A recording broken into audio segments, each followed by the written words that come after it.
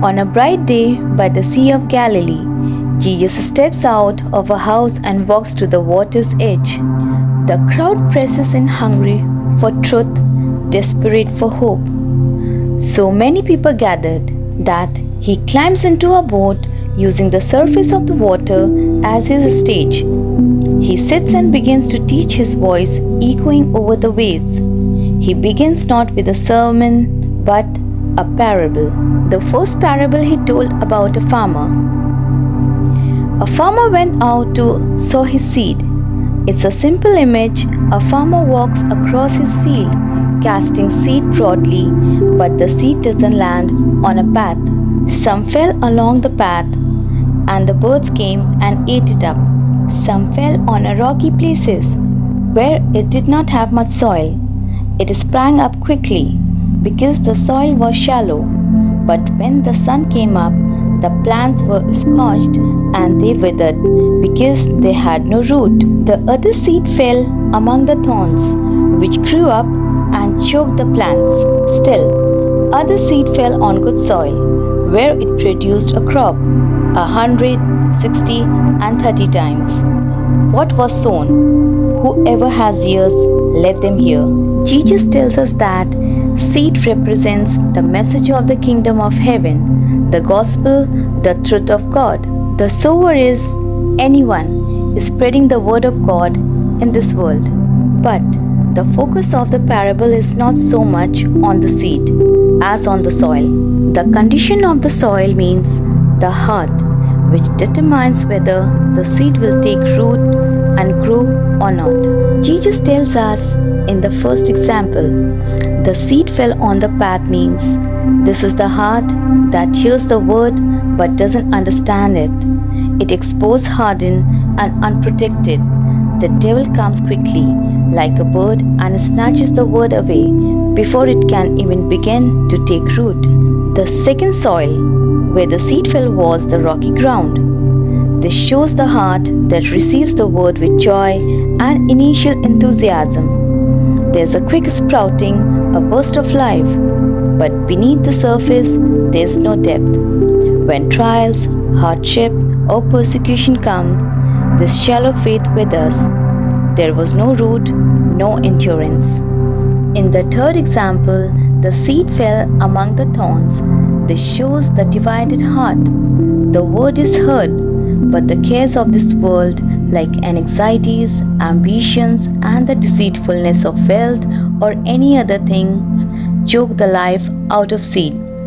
The plant never reaches maturity. It grows but bears no fruit. And the fourth and last soil was the good soil. This soil shows the heart of the lover of God, who hears the word, understands it, and holds on it.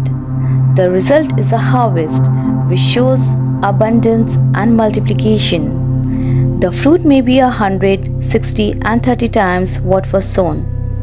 It's the heart that not only believes, but produces lasting change and spiritual fruit. But the disciples came to Jesus and asked him, "Why do you speak to the people in parables?"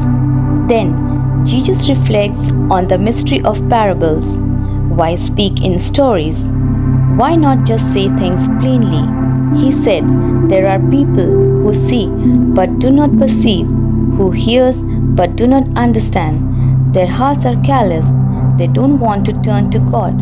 But those who are willing to listen, those whose eyes and ears are open, they are blessed. Jesus said, many prophets and righteous people long to see what you see, but did not see it, and to hear what you hear, but did not hear it. Here, Jesus tells another parable to explain what the kingdom of heaven is like in this age of waiting. Again, he uses the imagery of sowing, but this time with a darker twist. He said, the kingdom of heaven is like a man who sowed good seed in his field. But while everyone was sleeping, his enemy came and sowed weeds among the wheat and went away. When the wheat sprouted and formed heads, then the weeds also appeared. Then the owner's servant came to him and said, Sir, didn't you sow good seed in your field? Where then the weeds comes from? The master replied, An enemy did this. The servant asked him, Do you want us to go and pull them up? No, he answered, because while you were pulling the weeds, you may uproot the wheat with them. Let both grow together until the harvest. At that time, I will tell the harvesters, first collect the weeds and tie them in bundles to be burned. Then gather the wheat and bring it into my barn. Later, Jesus explained this parable too. The sower of the good seed is the Son of Man, Jesus himself. The field is the world. The good seed are the people of the kingdom. The weeds are those who belongs to the evil ones. The enemy who sowed the weeds is the devil. The harvest is the end of the world, and the harvesters are the angels. This parable speaks of God's restraint and mercy right now. The righteous and the wicked live side by side. Evil is present even in the same field as the good. We may look around and wonder why God allows evil to continue. Why not uproot it now?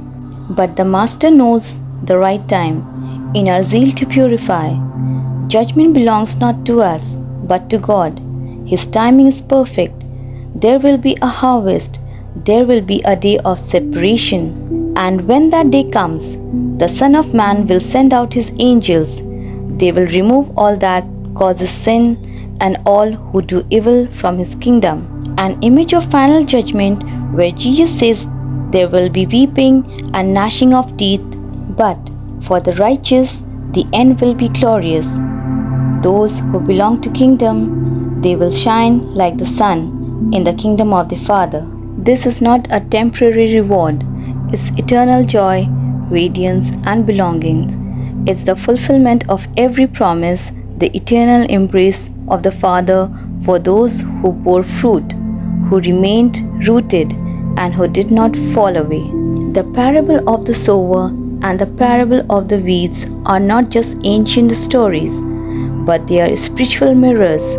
They call us to examine the soil of our own hearts and the seeds we are sowing in the world. And do we understand the times we live in? We are in the field among both wheat and weeds. We must trust the sower's wisdom, endure patiently, and focus not on uprooting others but on being fruitful ourselves. The day of harvest is very near, and on that day the faithful will shine like the sun. The kingdom is among us. The seed has been sown, but my question is, what kind of soil will you be?